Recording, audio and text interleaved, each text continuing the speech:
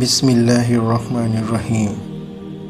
প্রিয় ভাই ও বোনেরা, আজ আমরা আলোচনা করব কবরের জীবন সম্পর্কে, যাকে আরবিতে বলা হয় বারজাখের জীবন।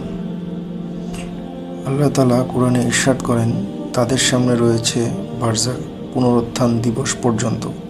সূরা মুমিনুন আয়াত 100। অর্থাৎ মৃত্যু থেকে শুরু করে কিয়ামতের আগ পর্যন্ত মানুষের অবস্থান হবে কবরের জীবনে।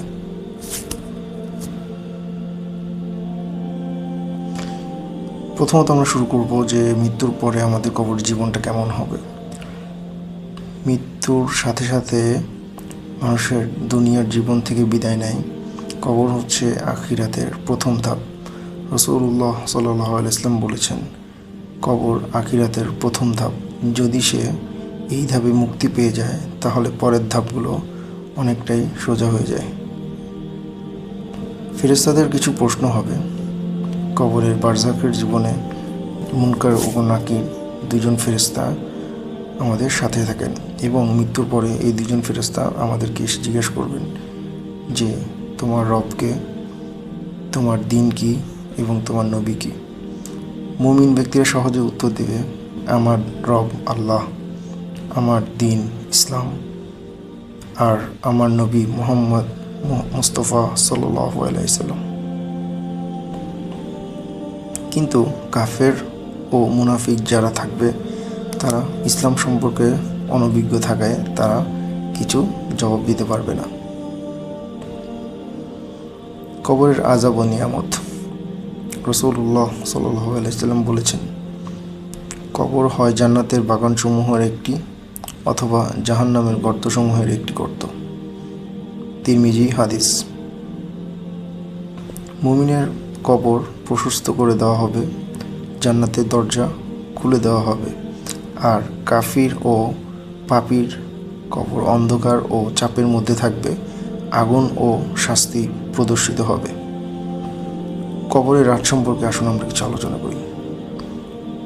মৃত মানুষ তার আমল ছাড়া কোনো কিছুই সঙ্গে নিয়ে যেতে পারবে না।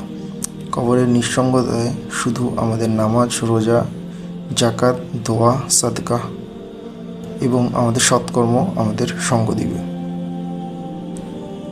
প্রিয় ভাই ও বোনেরা, আজ আমরা কবর থেকে অনেক কিছু শিখলাম।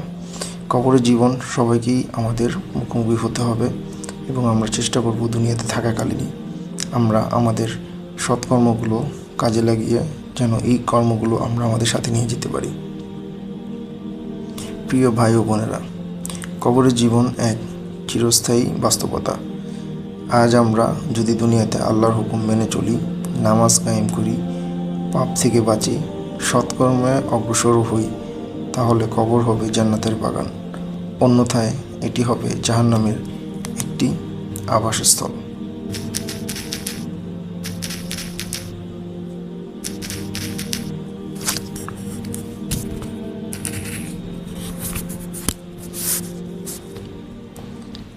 এত কিছুর পরে আসুন আমরা আল্লাহর কাছে দোয়া করি যে, হে আল্লাহ, কবরের আযাব থেকে আমাদেরকে রক্ষা করুন এবং কবরকে আমাদের জান্নাতের বাগান বানিয়ে দিন।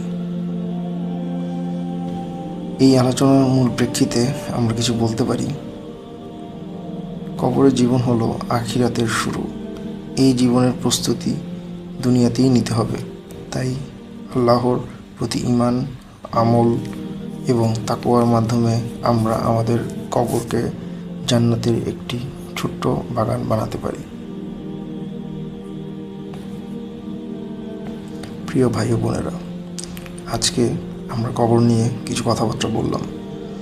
আমাদের চ্যানেলটি রিলিজিয়াস স্টোরি চ্যানেলটি আমরা আপনাদের সামনে উত্থাপন করে থাকব যে বাস্তব এবং আখিরাতের কিছু জীবন আদর্শ এবং কিছু গল্প এবং কিছু তথ্য যা আপনাদের ধর্মীয় জীবনকে কাজে লাগাবে।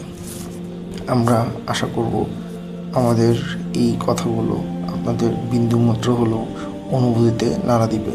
তাহলেই আমরা আমাদের সার্থকতা খুঁজে পাব।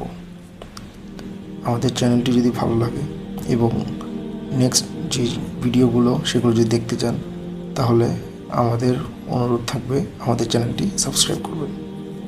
আল্লাহ হাফেজ।